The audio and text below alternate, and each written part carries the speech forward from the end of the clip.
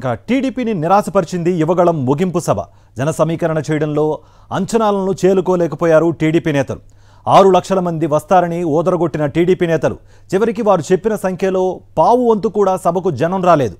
బాలకృష్ణ స్పీచ్ను మధ్యలోనే ఆపేయమని నినాదాలు చేశారు కార్యకర్తలు. లోకేష్ మాట్లాడుతుండగా బ్యారికేడ్లు దూకి వెళ్లిపోయారు జనం.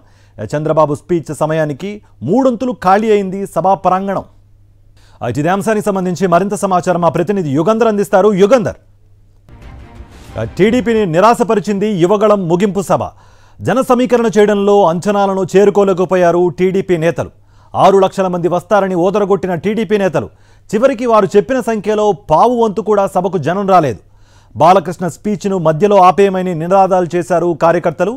లోకేష్ మాట్లాడుతుండగా బ్యారికేడ్లు దూకి వెళ్లిపోయారు జనం. చంద్రబాబు స్పీచ్ సమయానికి 3 ఖాళీ అయింది సభా ప్రాంగణం.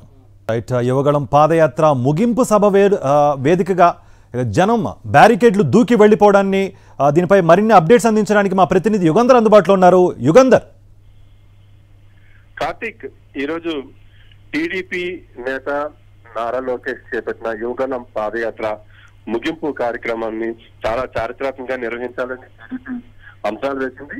రాష్ట్ర నేతలందరూ కూడా ఈ కార్యక్రమంపై ఫోకస్ పెట్టారు.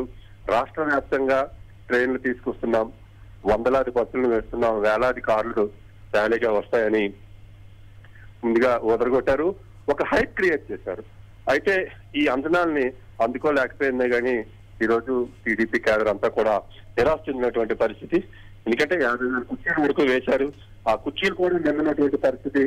సాయంత్రానికి నారా లోకేష్ మాట్లాడుతుండగానే జనం బారికేడ్లు దూకి పారిపోయినటువంటి పరిస్థితి.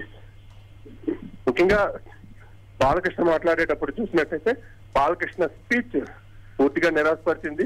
దీంతో అక్కడ ఉన్నటువంటి కార్యకర్తలందరూ కూడాను కేకలు వేయడంతో స్పీచ్ సగంలో ఆపేసి ఆయన వెళ్లిపోయినటువంటి పరిస్థితి అయితే కనిపించింది. చివరికి